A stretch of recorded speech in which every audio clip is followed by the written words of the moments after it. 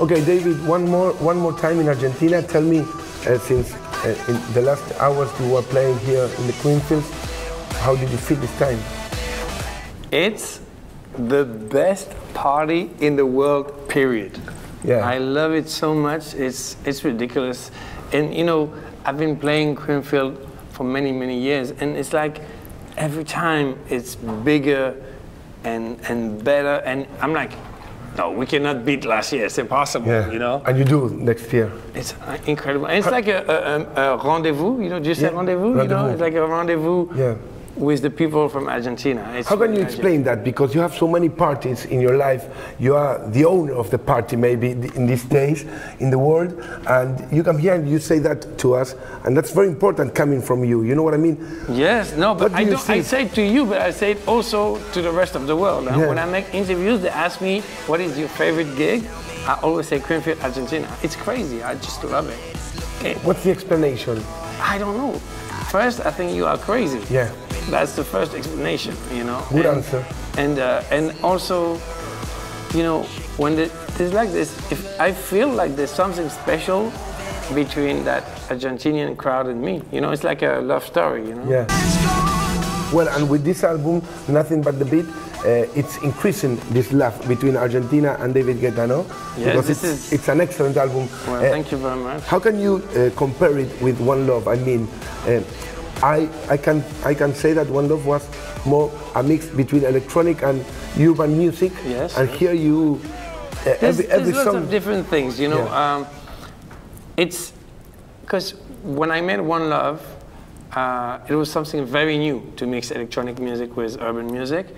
But in the meantime, it became the new standard of pop music in the world. So my challenge with this new album, Nothing But the Beat, was how can I keep my style, but at the without same repeating. time, exactly, Yeah. surprise people. And I think this is probably every artist's problem is how can you keep your identity, but also surprise people, you know? And how did you do it? That's first, I came with a double album. Yeah. You know, one is vocal, the other one is only electronic, because I'm a DJ first, and it's very important to me.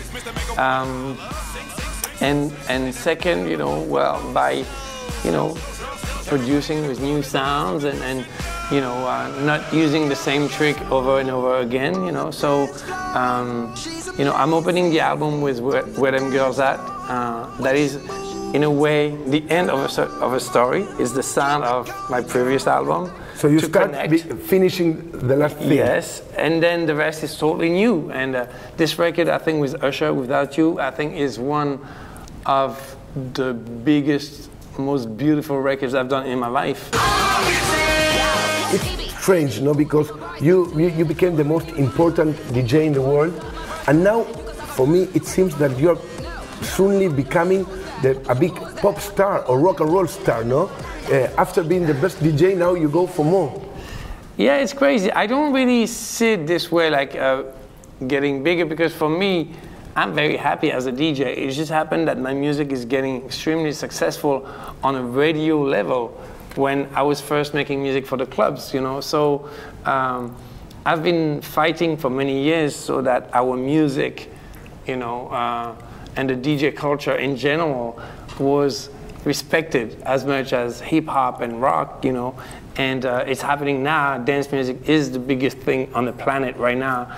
And I'm happy not only for me, but for all my community. You know, absolutely. I think it's wonderful. And yes, you're right. I mean, today I was coming here from my TV channel, and a guy with a tie, 50 years old, says, "Oh, I love David Guetta," and he never went to a party. No, man, it's crazy. You know what I mean? I know exactly what you mean. And it's actually, not only 25 years old boys. It's actually interesting because, you know, when I have a show now. Not when I play in a club, but when I have a show, like Greenfield, for example, I have, you know, like teenagers, adults, everything, you know, because I have the people that were following me since all those years in the clubs, the crazy party people, you know, and also people that know me from the radio only, which is kind of crazy for me, you know, but I'm very flattered, and I love the fact that I'm introducing this culture also to people that were not maybe sensitive to it. So I think it's it's great. And yes, that's why, you know, sometimes when I play as a DJ, it's like the first part of my set will be all my big hits that people know from the radio, and then I go a little more crazy for my party people. Do you feel better, or do you enjoy most being producer or being on this side of the field? I mean, no, when it's your stuff, you have to compose, you have to write the song, you have to think it, or to produce another one song and help him. You know what I mean? Oh, do you mean if, when my name is on the cover, or when my name is not there? It's you take it. Okay, it's different because it's a little bit different because if I work for someone and my name is not there, I will adapt myself a little more. Okay. You know, but if my name is there, it's you. Then they're coming into my world. Yeah. So you know, it's a different. But both are interesting. But you know, to be honest, you know.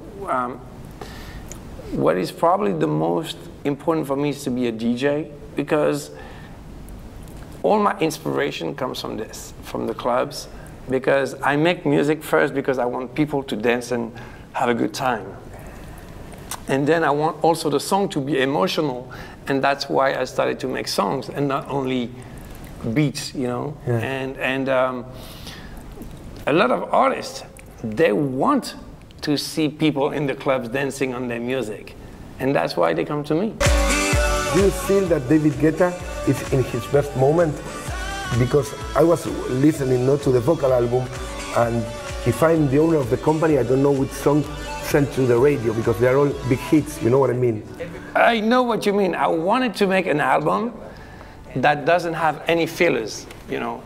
Every record that is on this album is a big record. You have to be in a good moment to do that. Yes, I'm in a very positive, creative moment, and still, you know, every day I make music. Still now, the album is out, but I don't stop. You know, I love it. It's my life. And what about, because I was wondering, no, if you go to another styles of music, maybe a blues star, a rock star, he can have 70 years old Bob Dylan and still playing, touring around the world.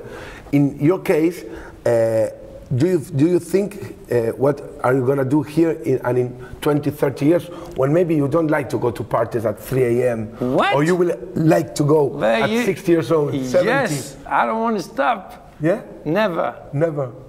You know, I will stop the day that there's no one in front of me. But if I can make 50 people dance, I will. Thank you for coming to Argentina. My pleasure, man. For being here in Crimson and for this excellent album, Nothing But the Beat. Thank you very much. Thank you, David.